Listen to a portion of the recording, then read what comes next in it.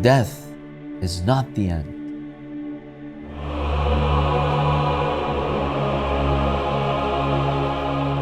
Death is just the beginning.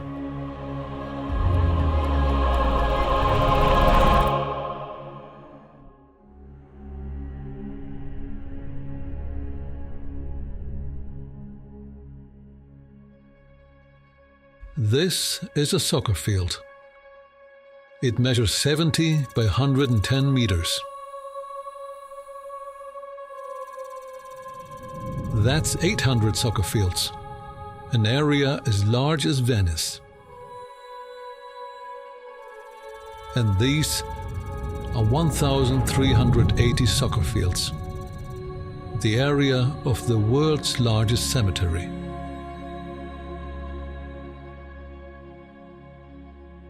With over 10.5 square kilometers, it is exactly 3 times the size of Central Park in New York.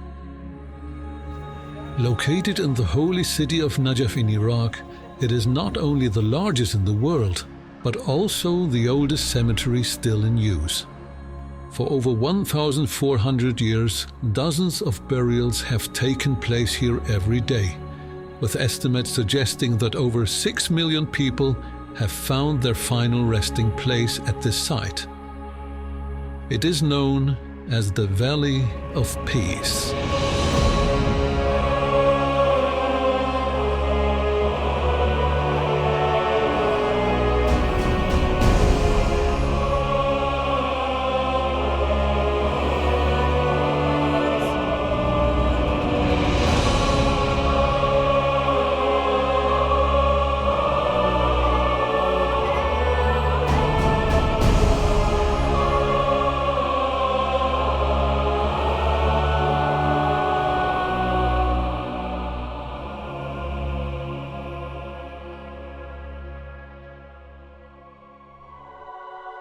For the believers, the cemetery holds profound spiritual significance due to its proximity to the shrine of Imam Ali, representative of the Holy Prophet Muhammad and the first of the 12 Imams.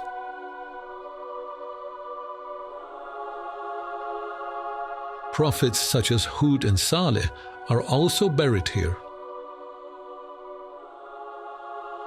Therefore, people from all parts of the country and even from abroad are brought here to begin their journey to the afterlife. It's our final destination. It's death. Every soul must taste death. Every soul is going to experience this transition. The Almighty God created us to go from one state to another state. That is death. What's going to happen when we die? When the veils are uncovered, what are we going to see? What are we going to experience? What happens to our bodies? What happens to our souls? But it is a destination that awaits us all. And hence this world that we live in, even though sometimes we act like we are going to live here forever, it's just a transit halt. It's only a temporary period for us to realize our potentials, for us to learn about the secrets of the universe, for us to connect to our Creator and be prepared for the hereafter.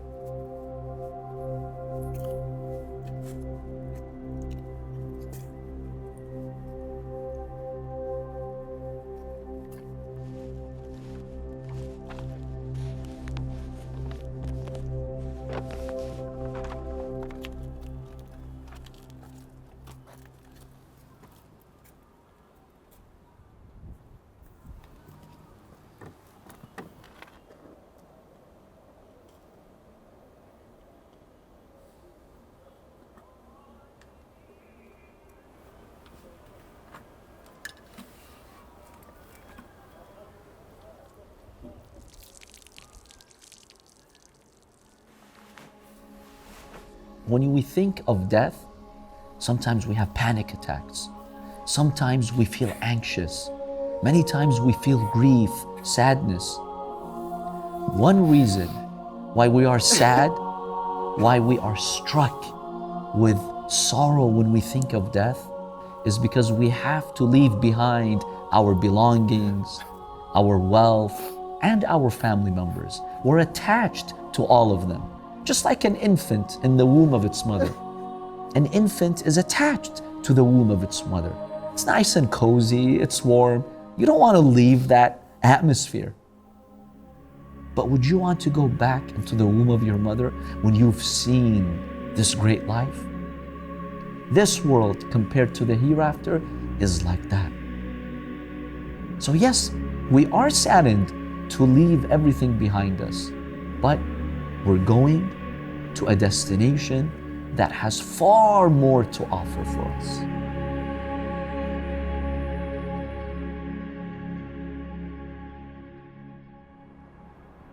At the moment of death, the soul and consciousness separate from the body and enter a new state of being. However, this separation is not final. One day, as stated in the Holy Quran, the body and soul will be reunited. A day when all people will stand before the Creator and account for their lives. But until that day, the soul remains in a sort of liminal world, a metaphysical dimension whose reality unfolds differently depending on the character and deeds of the deceased. In this intermediate state, each soul experiences its own existence, shaped by the consequences of its earthly actions. For some, it will be a phase of unrest and hardship, while for others, it will be a place of bliss and tranquility. This place is the Valley of Peace.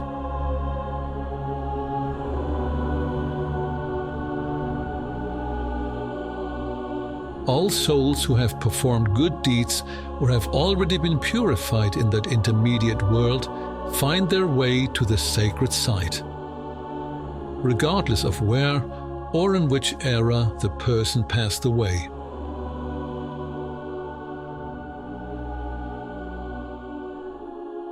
Hidden from our earthly eyes, the Valley of Peace is a place of unimaginable beauty beyond our comprehension, where the pure souls gather.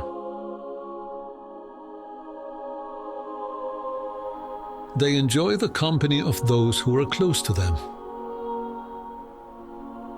Their conversations are filled with wisdom and love, while a state of harmony and a deep sense of contentment prevail.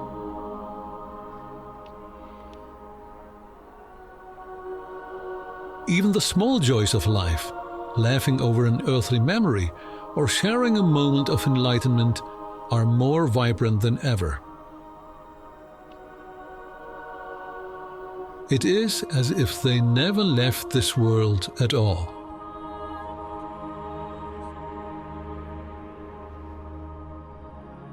But the greatest joy for them is the closeness to God, which overshines everything else.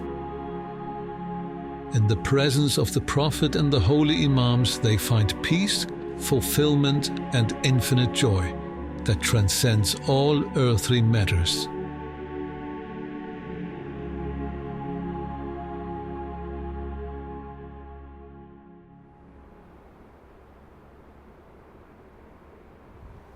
When death claims the life of someone very close to us, and we are struck with anger, and we want to reject the will of God. God, why did you let this happen? Why did you let my loved one die? What did I do wrong? Are you punishing me? Why? Your loved one who died and left this world, your loved one went back to a merciful Lord. Can God take care of your loved one better, or you, or this society, or this world?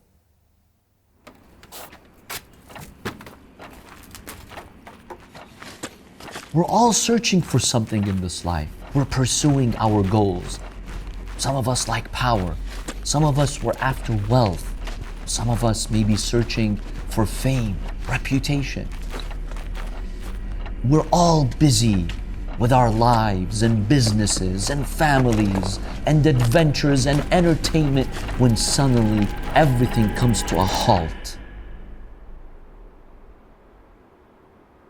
Everything stops. That's death.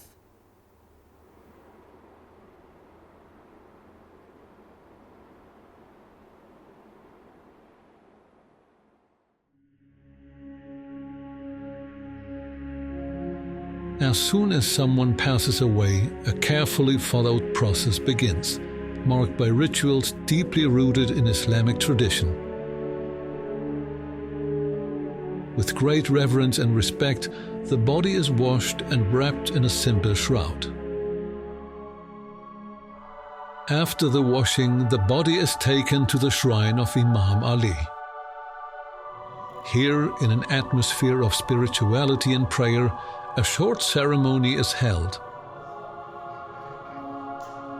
Relatives and friends pray for God's forgiveness and mercy for the deceased and pay their final respects. To bless him, the body is carried one last time directly to the grave of Imam Ali. A moment of spiritual connection that accompanies the soul on its journey to the afterlife.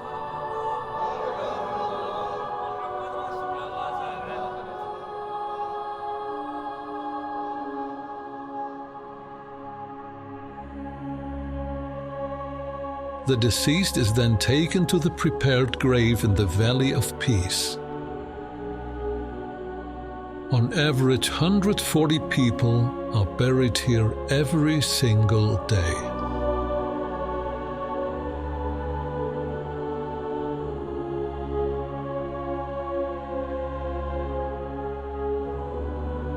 The graves vary depending on tradition, social status, and the wishes of the relatives.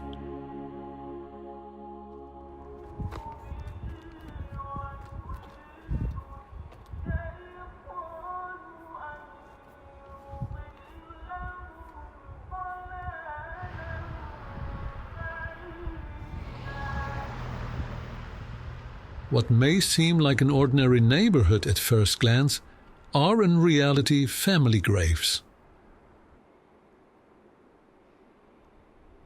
Entire generations find their final resting place there.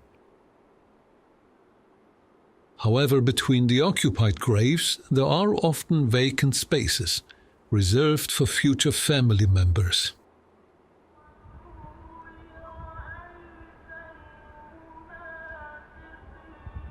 Countless images and photos give the graves a face, a story.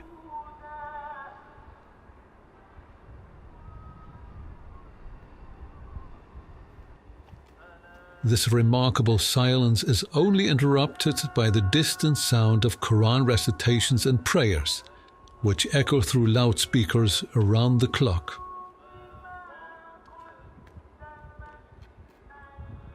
One senses the presence of millions of souls nearby, yet remains alone with their own thoughts. Far removed from the hustle of worldly life, a feeling emerges of no longer being completely part of this world anymore.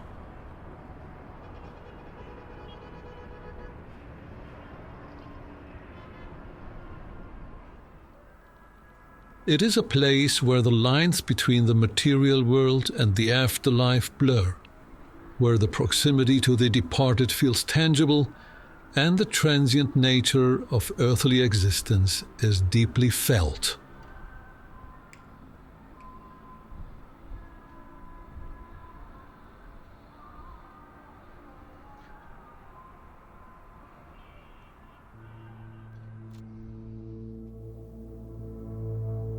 Imam Sadiq states, the grave every day talks to us, but you cannot hear the grave. It issues a declaration for every human being. What does the grave say every day? It says, I am the house of loneliness. I am the house of sadness.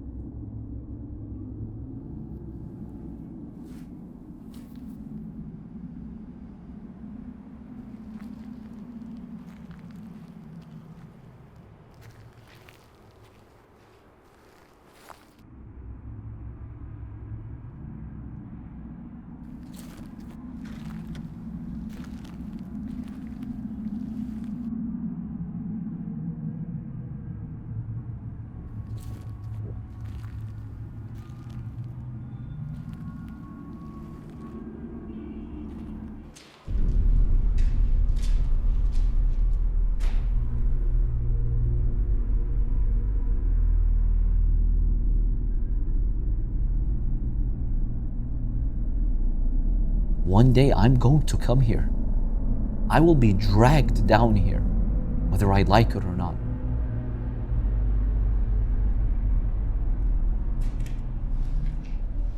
When death arrives and death engulfs us and consumes us, there is no going back to this world when my time has come.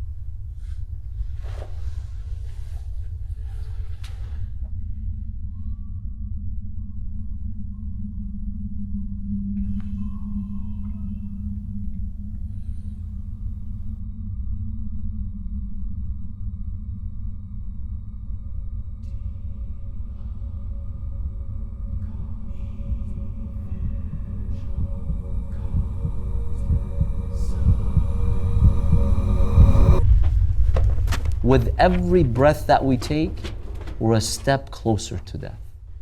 Because life, time, is your capital. Your capital is decreasing. It's only a matter of time and it will be finished.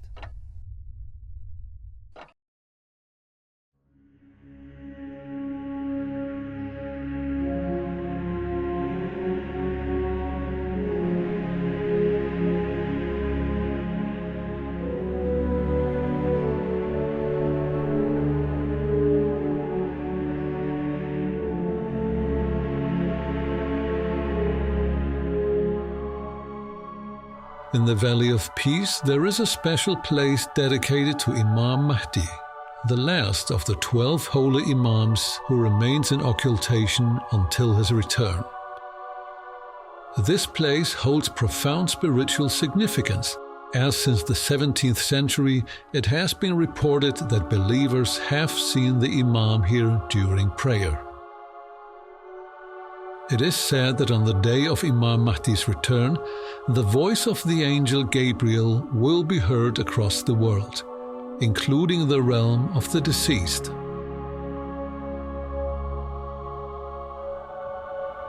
Especially pure and faithful souls will then have the opportunity, by their own desire, to be resurrected. They will stand by the Imam in his divine mission and witness the establishment of a new and just world order. This event highlights how close these two worlds truly are. In Arabic, the liminal world of the deceased is called barzakh, a term that refers to a thin separation like a delicate curtain that divides a room into two parts. This curtain, though thin, remains opaque to the living. Yet places like the Valley of Peace reveal how profoundly this world is intertwined with the afterlife, and how the afterlife, in its significance and mystery, suddenly becomes tangible.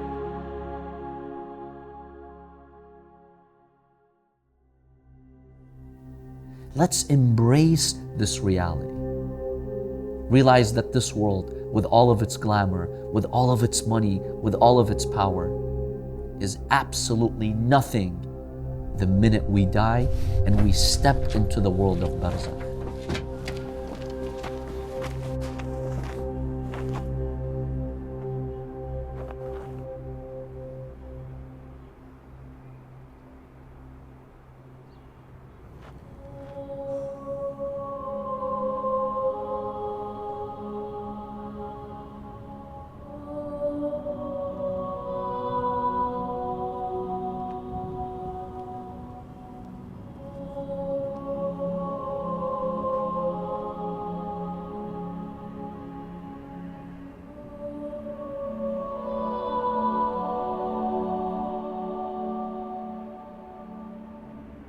This life is like you're sleeping.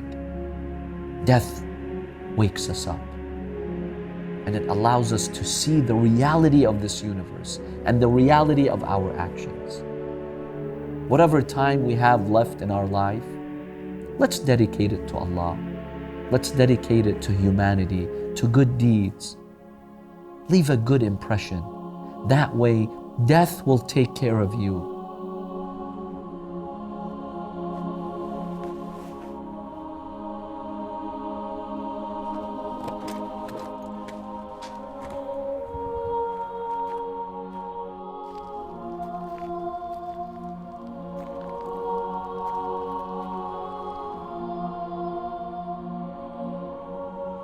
Yes, we can make death our friend. If we treat this world properly, then death is going to be our ally, taking us from this place to the next place in the best form.